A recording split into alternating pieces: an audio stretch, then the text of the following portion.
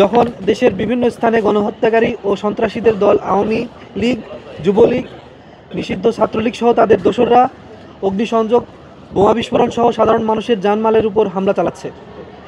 প্রায় ১৪০০-এর অধিক ছাত্র জনতার শহীদ এবং ৩২,০০০ আহত ভাই বোনদের রক্ত মারিয়ে আমরা স্বৈরাচারী হাসিনার পতন ঘটিয়েছি।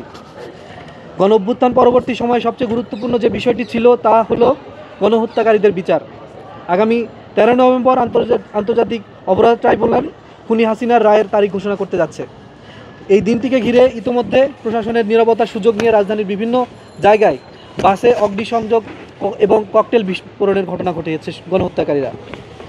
জুলাই ঐক্যের পক্ষ থেকে বারবার প্রশাসনিক সংস্কারের দাবি তোলা হলেও তার দৃশ্যমান কোনো অগ্রগতি হয়নি।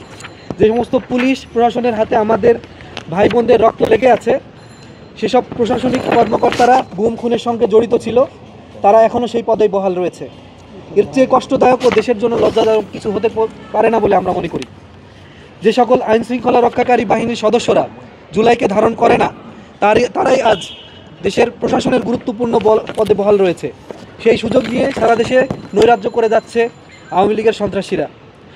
আদালত গণহত্যার সঙ্গে জড়িতদের জামিন দিয়ে দিচ্ছে, অথচ এখনও গণকবরে ১১৪ জনের লাশ রয়েছে, যাদের পরিচয় এখনও শনাক্ত করা যায়নি। আমাদের মায়েরা তাদের সন্তানের জন্য, বোনেরা তাদের স্বামীর জন্য লাশের জন্য পথে পথে ঘুরছে। আমরা লক্ষ্য করেছি যে বৈষম্যের বিরুদ্ধে আমাদের লড়াই ছিল, সেই বৈষম্যের বিরুদ্ধে এখনও শিক্ষকরা রাস্তায় পুলিশের হামলার শিকার হচ্ছে। জুলাই সনদ নিয়ে রাজনৈতিক দল এবং সরকারের মুখোমুখি অবস্থান রয়েছে। রাজনৈতিক দলগুলো শুধু একটি নির্বাচনের জন্য জুলাই বিপ্লব নিয়ে নানাভাবে কটূক্তি করছে।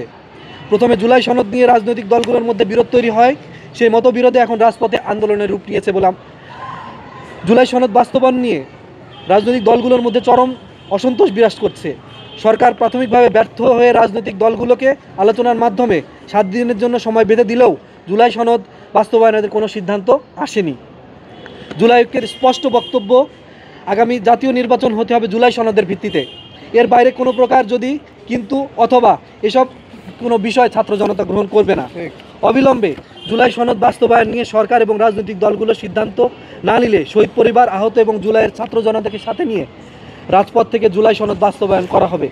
ভারতের তৈরি ৭২-এর মুজিববাদী সংবিধান নিয়ে ২৪ পরবর্তী বাংলাদেশে কোনো নির্বাচন হতে দেওয়া হবে না। ভারতের আধিপত্য কিছুটা কমলেও বিভিন্নভাবে বাংলাদেশে তার থাকা ভারতের এজেন্টদের মাধ্যমে দেশে বিশৃঙ্খলার চেষ্টা করা হচ্ছে। আমরা লক্ষ্য করেছি পঞ্চগড় এবং কুড়িগ্রাম সহ বেশ কিছু জায়গায় সীমান্তের কাছে ভারত 3টি সেনাঘাঁটি ও স্টেশন তৈরি করেছে। এমনকি সীমান্তের 1 কিলোমিটারের মধ্যে সেনাঘাঁটি ও সেনা স্টেশন তৈরি করেছে ভারত, যা বাংলাদেশের সার্বিক নিরাপত্তার জন্য হুমকি বলে আমরা মনে করি।